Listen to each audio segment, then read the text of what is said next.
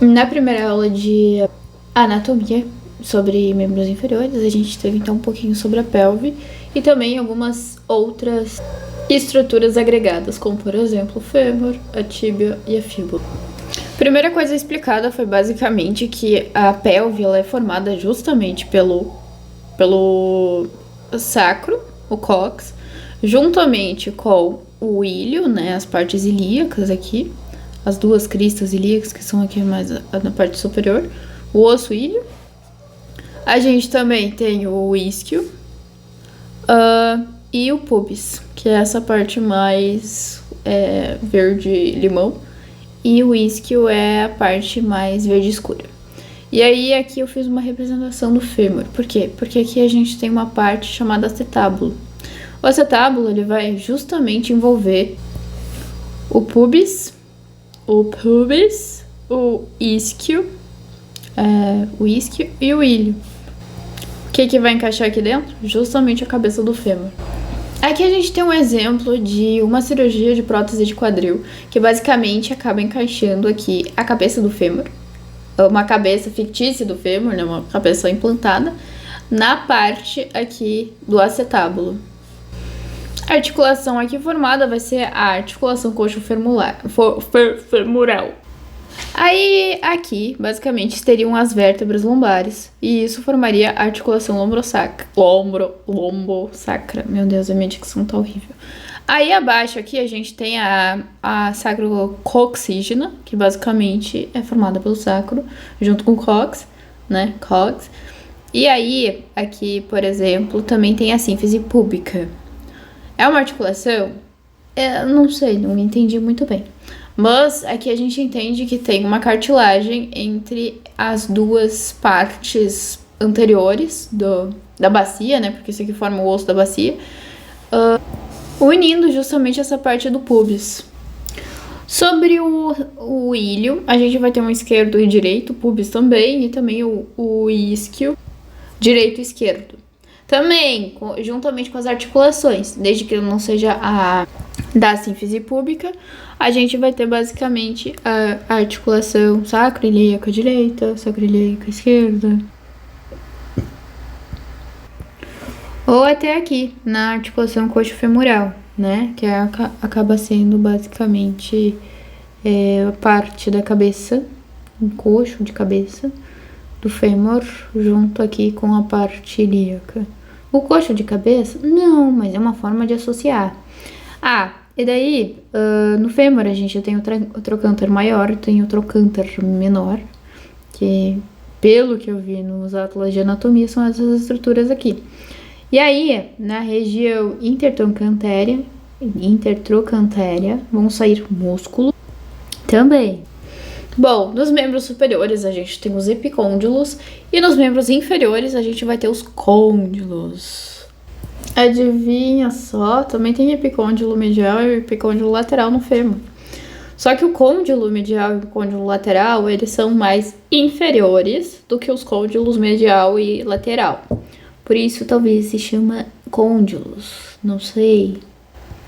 Dá pra pensar no seguinte, por exemplo, o E pode ser associado a encéfalo. E o encéfalo fica onde? Para cima. Então, dá para associar. Aqui a gente consegue ver o trocânter maior e trocânter menor também, né? O colo. Será que vai passar um nervo aqui? Deve passar algum nervo aí. Cabeça. Aqui a gente tem a fossa trocantérica. Desculpa a qualidade da imagem, mas é sobre isso. Que a gente tem até uma fólvula na própria cabeça do fêmur. Aqui mais embaixo tem o trocânter menor, trocânter maior, trocânter menor. Eu acho que eu errei lá naquela coisa. Tá. E além dos côndilos do fêmur, medial e lateral, a gente também vai ter a fossa intercondilar. Isso aqui tem uma relação direta com a parte anterior, né? Porque a rótula ou a patela é um ossinho assim meio à parte, meio loucão das ideias, que ele fica sempre anterior. Por exemplo, aqui a gente consegue visualizar onde que seria inserido realmente a patela, né? Entre o côndilo medial e lateral. medial, porque também é na mesma direção que a cabeça, né? Porque vai ter que articular ao quadril. Aí formar articulação coxo-femoral. Tá, aí a gente também tem dois ligamentos cruzados, anterior e posterior, que vai evitar a translocação anterior da tíbia. E também, no caso, ir para a frente em excesso. E também o outro ligamento que vai acabar fazendo evitar a translocação excessiva posterior. No caso, o ligamento cruzado anterior, ele vai evitar que a tíbia vá para frente em excesso, e o ligamento cruzado posterior vai evitar a translocação excessiva posterior. Um evita que vai para frente, o outro evita que vai para trás em excesso. Momento curiosidade, para vocês palparem o bíceps braquial, é interessante que, principalmente na parte medial, você vai ter que pedir para que a pessoa realmente flexione o braço, extensione, flexione e extensione. Quando for flexionar, crie uma certa resistência. E aí vai conseguir visualizar o bíceps. E também aqui a gente consegue achar a artéria braquial em determinados pontos. Lembrando que a artéria braquial, ela fica mais na parte medial. Eu pesquisei um vídeo no YouTube sobre os músculos pelvitrocanterianos, que no caso vai sair da pelve e vai para os trocânteres, tanto o maior ou menor do fêmur, né? Lembra que eu mostrei lá os trocânteres? São posteriores e na região glútea, tá? Sempre vão ser posteriores. Bom, segundo o vídeo, sim. Aí a gente tem o glúteo máximo, tem o glúteo mínimo e médio e o músculo pisiforme. Por exemplo, aqui nessa imagem a gente tem o glúteo máximo, né? Que também ele é um dos músculos pelvitrocantérios. Bom, ele começa aqui na região sacroiliaca, né, na crista ilíaca, e vai até o trocântero maior do fêmur. Ele vai ser um músculo dinâmico de movimento e ele faz rotação externa. Região sacroiliaca, ilho, sacro. Aqui a gente tem o glúteo mínimo e esse aqui é o glúteo médio, né? O máximo a gente tirou, esse aqui é o médio. O médio ele vai ser mais lateral. Ai, Evelyn, não tinha que ser mais medial. Não é, cancela. E o mínimo ele é mais central, então ele é mais medial. Qual é a função deles? São rotadores internos e vão acabar estabilizando o quadril. Então, ele vai também, o médio, por exemplo, ele estabiliza a pelve de apoio total. E aí, por exemplo, tem um teste que é feito, que é o teste de Trendelenburg. Trendelenburg também é um tipo de decúbito. Essa aqui é a posição de Trendelenburg. A pessoa, ela tá num decúbito dorsal, só que aí ela fica com as extremidades para cima. E é realmente assim. É assim que é a Trendelenburg. Aí, essa aqui é a Trendelenburg invertida. Serve para baixar, por exemplo, alguns órgãos e manter outros elevados. Por exemplo, uma pessoa que acaba tendo problemas respiratórios, é interessante colocar na Trendelenburg invertida, porque vai gerar, de acordo com a gravidade ali, um peso e vai colocar mais para baixo os órgãos, né? Os órgãos abdominais, e vai deixar mais espaço para expansão torácica. Só que o que isso tem a ver com o teste? Bom, na situação em que eles colocam um pé sobre o chão e o outro eles colocam um pouco elevado, e espera-se que o quadril ele se mantenha na mesma posição e não que ele abaixe. Na de Trendelenburg, a gente abaixa alguns órgãos para permitir que outros tenham mais espaço. Aqui a gente testa o quadril não abaixar dessa forma, de certa forma, para que de fato o glúteo médio ele tenha sua função completa, que ele esteja realmente funcional. Aí, nesse meio de tudo, também tem o músculo piriforme, que é um estabilizador de pelve. Então, vai ser o estabilizador ali de toda a bacia, né, propriamente dita. Pelo menos era assim que os antigos chamavam essa estrutura aqui, a bacia. Ai, quebrou a bacia! Mas é o quadril, tá? É mais bonito falar quadril. Junto a essa desgraça aqui do piriforme, na parte anterior ao piriforme vai passar o nervo ciático.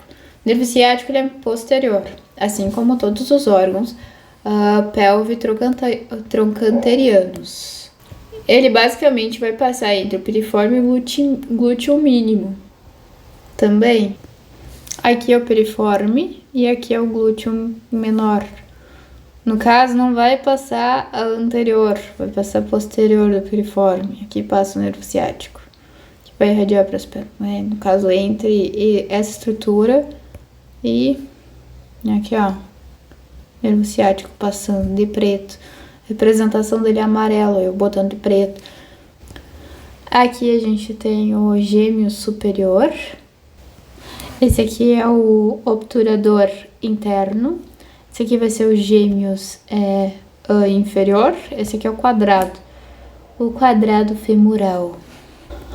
Tem o obturador internos, mas teria que ter também um externo, pelo que falaram no vídeo. Eu espero que eu tenha falado do quadrado femoral, mas se eu não falei, tá ali, ó. Então, falamos sobre o piriforme, né, onde ele fica, o que passa por ele, é um estabilizador da pelve. E aí, mais posterior, né, a gente vai ter o músculo quadrado da coxa, que é o quadrado femoral. E também mais profundo a gente tem o obturador interno e externo. E o quadrado femoral. Esquece isso aqui. Tem o músculo quadrado da coxa e o quadrado femoral também. E também tem os gêmeos. São todos fazem parte aqui dos pelvitrochanterianos. Aí uma questão de curiosidade, a parestesia, quando você sente formigamento, essas coisas assim no braço, é porque você cortou o fluxo sanguíneo e não comprimiu um nervo. A tuberosidade da tíbia, ela vai ser sempre anterior. A gente também tem um côndilo medial e um lateral, assim como o maléolo, que também é uma coisa que tem que saber. Tem o maléolo medial e tem o maléolo lateral. O medial pertence à tíbia, enquanto o lateral vai pertencer à fíbula, porque a fíbula ela é mais lateral. Aí, a tuberosidade da tíbia ela vai ser sempre mais proximal, né? Sempre mais para cima do que para baixo. E menos distal, né? Menos distante do eixo axial. Lembrando que isso aqui é o eixo axial, esses aqui são toda a parte pendurada, então os eixos apendiculares. E é ali, junto à parte proximal, né, a tuberosidade anterior, que vai se inserir um ligamento muito importante, patelar. Tendão, ligamento. Basicamente, o que é um ligamento? Ele é composto por uma estrutura que vai ligar uma estrutura óssea a outra estrutura óssea. Então, ele faz uma comunicação entre ossos. Já os tendões, eles são basicamente estruturas que ligam o músculo ao osso. O que acontece ali no nosso querido tendão patelar? Ele basicamente não se decidiu se ele é uma coisa que vai conectar apenas o músculo ou se ele vai conectar apenas o osso. Aí ele acaba conectando osso em osso e músculo em osso. Loucuras, irmão!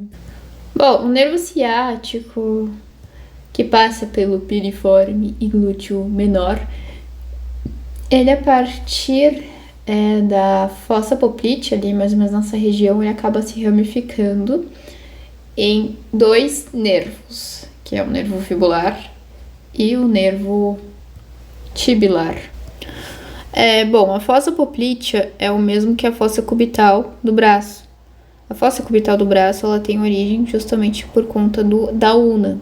A una, ela tinha nomenclatura antigamente de cúbito, por isso é o nome assim. Então, basicamente, essa aqui seria a fossa cubital, né? E essa aqui é a fossa poplítea. Fica posterior. Como vocês podem ver, ela fica a posterior. Ele vai ser dividido em profundo e superficial, essa ramificação do nervo ciático. A gente também tem 2 ligamentos no joelho, que é o colateral medial e o colateral lateral. O medial, ele vai estar associado à tíbia, enquanto o femoral vai estar associado ao lateral. Por quê? Porque a tíbia é mais medial, enquanto a fíbula é mais lateral.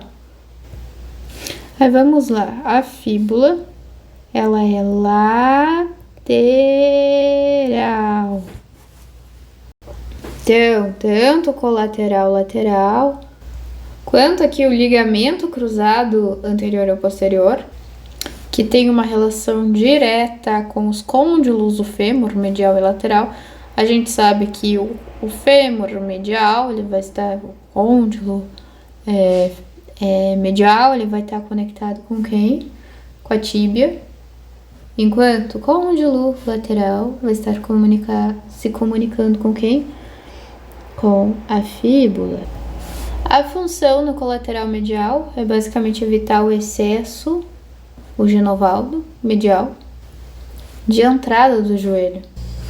Por exemplo, aqui o genovário é o joelho para fora e caminhar com o joelho para fora.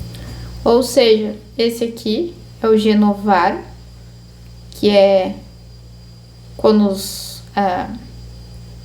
joelhos são projetados para fora, e o genovalgo, ele é para dentro. Quem que vai evitar a entrada do genovaldo, né? Entrar para dentro, basicamente é o ligamento colateral medial, enquanto evitar que o joelho vá para fora é o colateral lateral. Literalmente, medial é para dentro, né? É pro eixo central ali da pessoa, enquanto o lateral é lateral. A gente vai ter o menisco lateral e medial, que são estruturas fibrocartilaginosas que se conectam à tíbia. A tríade complexa do joelho é quando acontece o cruzamento de vários músculos. São literalmente um músculo se sobressai ao outro. A parte distal da fíbula, a gente vai ter o maléolo lateral ou fibular. E na parte mais distal da tíbia, a gente vai ter o maléolo medial. Novamente essa questão do medial e lateral, né? Que a gente sempre tem que pensar na fíbula e na tíbia, que é isso que vai definir basicamente o que é, aonde se insere cada coisa. Aí, como eu já tinha dito antes, esse aqui é o da tíbia, né? Medial, maléolo medial, e aqui a gente tem o maléolo da fíbula, que é o maléolo lateral. Logo abaixo, a gente vai ter o contato direto com o osso talos. O arco entre fíbula e tíbia é chamado de retropé, que vão ter os ossos do talos e do calcâneo. O retropé é associado à parte mais posterior do pé. O talos, ele vai ter uma relação direta com a fíbula, enquanto o calcâneo é uma parte bem posterior. Sabe o calcanhar? Ele é propriamente dito calcanhar, realmente. Aí vamos lá. Que osso é esse aqui? É o calcâneo. Esse aqui vai ser o talos. Esse osso, essa estrutura óssea. Bem de pertinho, ó. Talos. Esse aqui é o calcâneo, né? O talos, o calcâneo. Esse aqui vai ser o maléolo medial. Esse aqui vai ser o maléolo lateral. A gente vai ter um ligamento que vai estabilizar a fíbula lateral ao retropé, que é chamado de talos fibular. A gente também tem o talo posterior, que é o ligamento entre o calcâneo e a fíbula. No médio pé, a gente vai ter o osso navicular, o cuboide e o cuneiforme, que vão ser 3, o que totalizam 5 ossos. E no antepé, que é a parte mais anterior, serão 5 metatarsos de mais falanges do primeiro até o quinto dedo. Primeiro dedo ele também pode ser chamado de hálux. Literalmente hálux. Vocês não tem nenhuma... Eu normalmente associava ao talos, porque o talos termina com uma estrutura mais ou menos parecida. Esse aqui é uma nomenclatura antiguíssima, mas tem gente que utiliza. Relacionado aqui ao antepé, a gente vai ter os metatarsos, né? Por exemplo, aqui tem o quinto, quarto, terceiro, enfim. Aqui nos ossos do médio pé, né? Pensa só, aqui no retropé a gente tem o talos e também o calcâneo. Do navicular a gente tem mais essa parte mais medial. E aqui o cuboide ele vai ser mais lateral, tendo uma relação com o quarto e o quinto metatarso, enquanto a gente tem uma relação, não tem uma relação direta do navicular com nenhum metatarso. E aí a gente tem os cuneiformes que vão ficar nessa região aqui, né? Basicamente tem o medial, que fica mais medial. Aí o intermedial, ou intermedial, não sei, deve ser intermedial. E aqui a gente tem o lateral, cuneiforme lateral, o que vão totalizar 5 ossos. E voltando pro antepé, a gente tem os metatarsos. No caso, vai ser dos metatarsos até a falange ou são todas as falanges apenas? Não sei, é a primeira aula. No caso, são os metatarsais, segundo o tio Google, na Rafael, não sei o que das quantas, que botou num site, que seriam os metatarsais juntamente às falanges. Aí o glúteo máximo, é importante saber que ele é um dinâmico, então ele tem relação com o movimento. O glúteo médio vai ser mais lateral, mínimo. Enfim, o máximo vai ser a bunda propriamente dita, né? É aquele que a gente faz a injeção, a IM intraglútea. Outro músculo que também é feito injeção é o vasto lateral da coxa. A gente tem 3 vastos laterais não, são 3 vastos. E o lateral propriamente dito fica na lateral. A função dos glúteos tem uma relação também com a estabilização da pelve. Tipo o serrátil anterior, que vai estabilizar a escápula. Por conta disso, a gente tem o teste de Trendelenburg, né? Que evita que a pessoa deixe a bunda... Quer dizer, não é evita, mas avalia se a bunda da pessoa vai cair ou não vai. O quadril. Em quais casos normalmente é feito esse teste? Pacientes com prótese de quadril. Porque para ter acesso lá ao fêmur, lembra do início da aula que eu mostrei? Eles teriam que partir o músculo maior do glúteo, máximo do glúteo. E até que acontece esse processo de cicatrização. Nem sei se vai cicatrizar exatamente, mas enfim, esperamos que sim, né? Demora. Aí a gente tem uma região do isquio tibial ou surral, que são aqueles... Seriam os próximos músculos, os próximos conjuntos de músculos depois dos pelvitrocantérios. E aí a gente vê aqui que eles têm a função de flexionar a perna e eles ficam a posterior. Então, são semitendinoso, semimembranoso e o bíceps femoral. Se é escrito igual, se escreve nervo femoral, eu não sei, tá? Mas eu botei femoral. Outro músculo que vai ter relação com o ciático é o bíceps femoral. A parte do quadríceps, ela vai ser anterior. E aqui a gente tem os vastos, né? O vasto lateral, o vasto medial, o vasto intermédio. Também tem o reto femoral. Aí tem o tríceps oral, que vão ter 3 ventres. No caso, vamos ter 3 músculos. A gente tem o soleão, que ele é bem posterior, e vai ter os gêmeos. Não é exatamente assim, mas foi assim que eu imaginei. Esse aqui é o soleão, e esses aqui são os gêmeos ou gastrocnêmios. É melhor decorar o gastrocnêmios do que gêmeos, porque tem os gêmeos lá dos pelvitrocantérios que eu falei. Detalhe posterior, eu sei que meu desenho tá ótimo, só que não. Ele vai ser posterior e não anterior. Aí isso aqui vai formar o tendão de Aquiles, que vai se inserir no osso, aqui embaixo, no calcâneo. E é isso, Glória a vós.